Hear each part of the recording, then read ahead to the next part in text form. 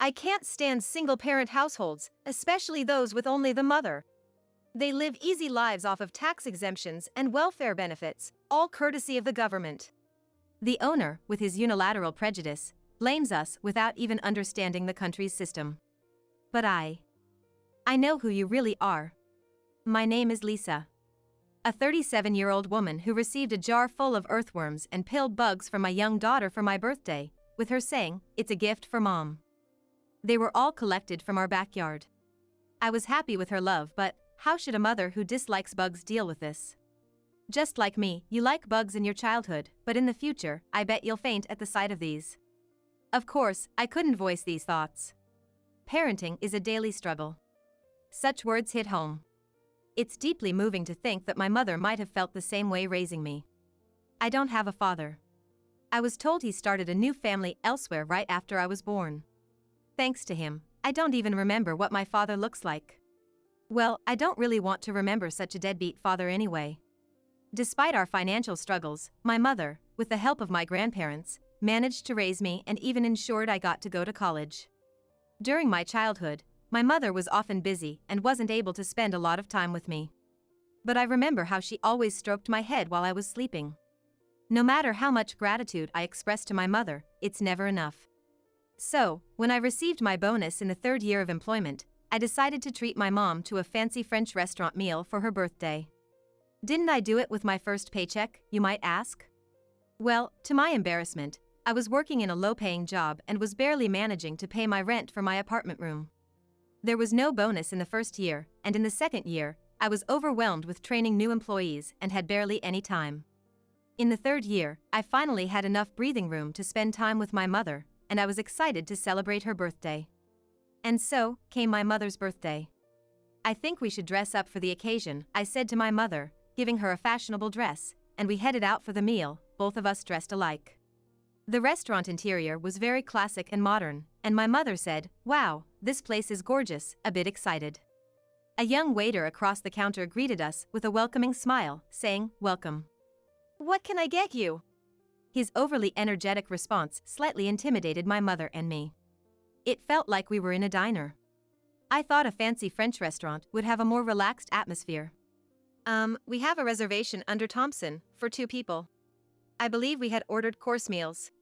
All right. Let me check the reservations. Just a moment. With that, the waiter began to check the reservation list where he was making notes. My mother and I exchanged a look. Without saying a word, we both felt a slight unease. Is this place really all right? All right, Thompson. You ordered the special course. We have reserved a private room for you. Please, take your seats. Okay. We couldn't help but feel anxious from the waiter's words, but we headed towards the private room. The place was a spacious room with city view, which promised a leisurely time without the need to worry about the passing hours. I had a feeling it was indeed a high-end restaurant, judging by the decor. Well, we came all this way, and even if the waiter's manners aren't quite up to par, the meal must be delicious. I decided not to worry too much and enjoy myself. Or so I thought. What? My mother let out a small cry as she just took a seat, which made me instinctively yell, "What happened?" I think I stepped on something down the table. What? Taking the place of my startled mother, I peeked under the table. There, believe it or not, was a quite big piece of squid, fallen. Was it a leftover of previous guest? It looked a bit dried out, maybe it had been there for a while. I was taken aback and said, "You. What's this?" not expecting a cleaning lapse at such a high-end restaurant. Seems like a piece of food fell. It's not a rat or anything, so you don't have to worry. I started to say I don't really want to sit here, but swallowed my words. Was it better to cancel our reservation and go somewhere else since it's a special occasion like a birthday? But my mother was looking forward to eating French food for the first time in a while, and could we even get a reservation at another fancy place at this point? As I was pondering these thoughts for a few seconds, the sliding door swung open, and the waiter from earlier appeared, saying, "Wow, we got a couple of beauties here. How old are you? Got a boyfriend? I'm gonna take your drink orders now." The waiter, all smiles, seemed completely unaware of his inappropriate behavior, prompting our drink orders, and I was left contemplating whether to leave. This was the only chance to flee. Excuse me, but there's a piece of food under the table. I decided to bring up the restaurant's failure first since there could be a cancellation fee if we cancelled on the day. Even high-end restaurants are run by humans and mistakes are bound to happen. So I brought up the cleaning issue, rather a slightly apologetic one. Assuming they wouldn't charge a cancellation fee once they realized their own fault. Or so I thought. Oh, our dad, well, the owner. It's only the owner and me working here, so these things happen occasionally. But rest assured, our taste is first-rate. The response was a surprising brush-off. And this man, he wasn't just a waiter, he was the owner's son. What kind of upbringing did he have? He didn't speak politely or show any consideration. Well, I don't think it's about whether you're running this place just two of you or not. Anyway, what's your relationship? Huh? We're mother and daughter. Oh, your father's not with you? We're a single-parent family, but I don't think that's relevant right now. Before I could finish my complaint, he interrupted me. Huh? A single-parent family? Yes. He let out a sigh and held his head. Just wait a moment. Dad. Leaving the sliding door open, he went off to the back where the owner was presumably preparing meals. After a short while, the owner and the son came back to us. This woman, tempting men and even having a child irresponsibly. The owner pointed at my mother with his chin and said this as soon as he started speaking. The unexpected words left me and my mother bewildered, not knowing what he was talking about. I really can't stand single-parent families, you know. Women playing around with men, getting married on a whim, popping out a kid, and then divorcing at the drop of a hat. And on top of all that, they soak up all sorts of support from the government as the vulnerable. It's just unbelievable. Disgusting parent and child. Sorry about that. My dad here, he hates single-parent families the most. He apologized for his father's words, but his face was full of smirks, showing no signs of sincere apology.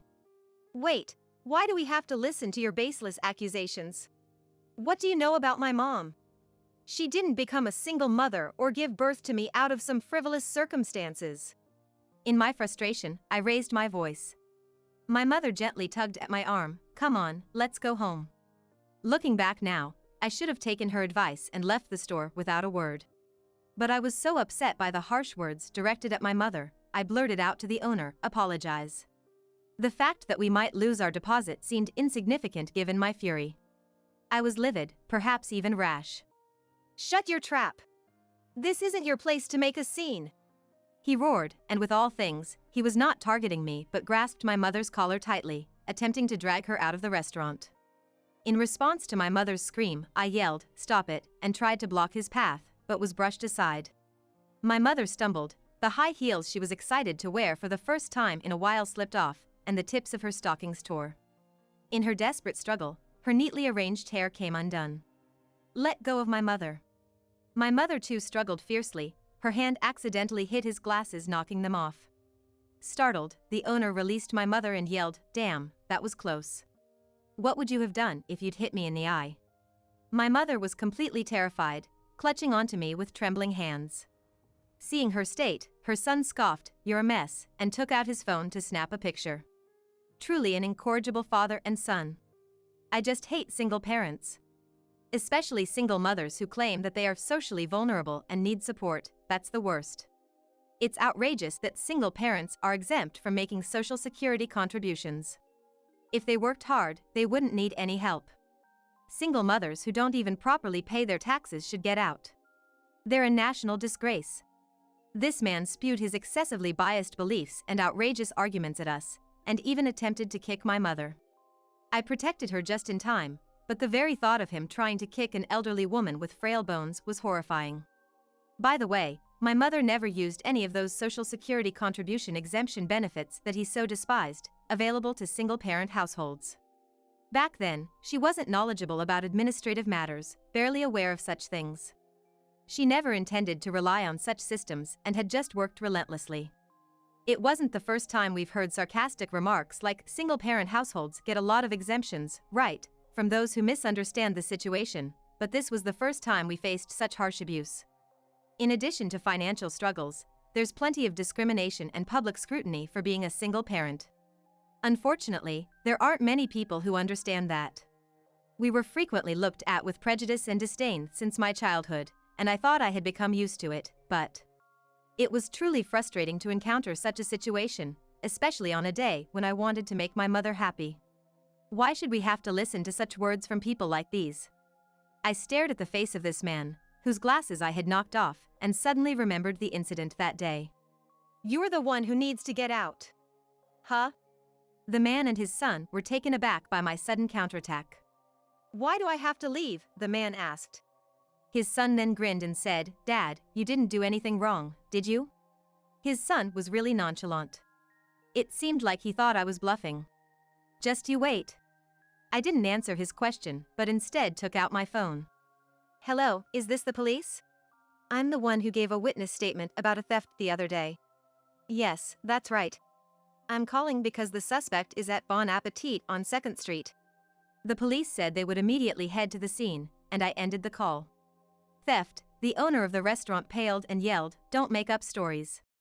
"It's not a made-up story. You broke into a house nearby the other day, didn't you? I thought I recognized your face, and when I thought about it, you must be the burglar from that time." "That's right. Just about 2 weeks ago, when I went to a friend's house, I witnessed a man running away with belongings from a nearby house. I told the police about his features in detail, and they even created a sketch of him. The culprit had broken into the vacant house of a wealthy elderly person and stolen cash from a dresser before fleeing. He hasn't been caught yet. He was wearing glasses in the restaurant, so I didn't recognize him immediately, but I had the feeling that I had seen him somewhere before. When my mother scuffled with him and his glasses came off, and he glanced at us, I was certain he was the burglar." "I don't know anything about it. I didn't do anything like that." The moment the man yelled, a police officer came from the nearby police station and surrounded him in no time. "Let's hear what you have to say," the officer said, ignoring the man who was shouting, "This is nonsense. You take back your statement. I'm not the criminal." "If that's the case, why not go to the police station and prove your innocence? If you haven't done anything wrong, you won't get arrested." "This has nothing to do with that. When the owner started shouting loudly, a police officer stepped in between us, suggesting calmly, "Why don't you come down to the station, just as she suggests?" "Shut up." The owner raised his voice and made a threatening gesture at the officer. "Interfering with an officer in the performance of our duties, huh?" smiled the female officer. Just like that, the guy was restrained by the officers, his arms held firmly at his sides. If he was really innocent, he should have just compiled and gone to the station. Now he's added another charge to his sheet. What an idiot. "You were repeating remarks that look down on single mothers. I just want to make something clear. My mother paid her dues just like everyone else. She was a tough lady, worked in construction operating heavy machinery amongst men when she was young. She fought her way through a male-dominated world to raise me. She deserves respect, not your judgment. At the very least, I don't want to hear it from a lowlife who breaks into people's homes." As I said this with a smile, the guy was livid, but with 2 burly officers standing beside him, there was no chance of causing a ruckus. His son looked baffled throughout, only able to utter, "What's going on?" The owner was then taken to the station and we were questioned. Well, Mom's birthday celebration was ruined, so I made it up to her later by taking her to a nice traditional French restaurant. It seems that the owner used to run the restaurant with his wife. But once their child became an adult, his wife told him, "It's hard being treated like an employee both at home and in the restaurant. I want to live my life freely from now on," and they ended up divorcing. The owner's bitter attitude towards single-parent families, particularly single mothers, seems rooted in a twisted resentment towards his ex-wife. He thought that without a man working, a woman can't even raise a child. She's been leeching off me and then has the nerve to leave. From what I heard, his wife used to manage the restaurant while carrying their child on her back, and he was the type who'd yell, "Quiet down. Shut that kid up," when their child cried. Probably, she managed to balance both work and parenting on her own, while he didn't help at all. The owner was bossy and arrogant, believed that he did everything and that they were able to live thanks to him. Hearing all this, I thought to myself, no wonder she wanted a divorce.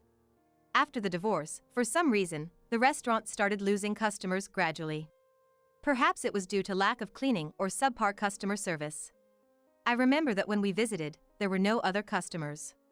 To maintain its reputation as a luxury French restaurant, he couldn't just drop the prices, and attracting new customers also didn't work out. The business was steadily going downhill. He should have hired someone, but for some reason, no one stayed for long. The exact reasons aren't known, but it seems that many quit due to his verbal abuse. Most likely, it was a personality issue. Eventually, he had to cut down on staff costs, and reluctantly made his son help out, but as you all know, his son wasn't good at customer service at all. He frequently caused troubles with customers, causing even more to leave. By the time his operating funds began to run dry, he didn't hesitate to resort to stealing. Apparently, he'd burgled once before when he was a student, and got away because there were no witnesses. Having gotten a taste of it, he easily slipped back into thieving, and it was his second offense when I caught him in the act. The fact that I remembered his face was a huge help, and the police were really grateful for it. After that, his restaurant naturally went out of business. He might be out of jail now, but I haven't seen him around here. I've heard he originally borrowed money from some shady sources and even made his son a guarantor without his son's knowledge. Well, I suppose his son, who we also don't see around anymore, is probably not leading a good life either. Meanwhile, I resigned from my job because it was a kind of a dishonest company. Having gained a certain level of career experience, it was a job change for the sake of career advancement. I was in sales at a company that creates web advertisements, and since the COVID pandemic, remote sales have increased. As a result, I'm spending more time with my 5-year-old daughter. Seeing me like this, my mother once remarked, "You really want to be with your child when they're small, don't you?" It made an impression on me. Honestly, as a child seeing my always busy mother, I often thought, maybe mom cares more about work than me. But now I'm glad to know that she wanted to be with me even though it took a long time to realize it. By the way, I met my husband at my new sales job after switching companies. He even used that French restaurant for business entertainment at one point. When I told him about what had happened there, he was surprised, saying, "I stopped using it because there were fewer customers and the service was arrogant, but I didn't know that was going on." It was a somewhat famous restaurant, and I don't know if it's appropriate to call this a shared topic, but our conversation became lively and he invited me to a French restaurant he recommended, which led to us dating. Ironically, that restaurant was like a Cupid for our love. Despite everything that happened, I'm a bit grateful to it. Before getting married, I worried about being judged for not having a father. But my in-laws didn't mind, and my husband values my mother. I'm glad I've been living earnestly and working hard every day. Reflecting on the lesson from that French restaurant, I want to teach my daughter, who will shape the future, to value each person in front of her because you never know what connections life will bring.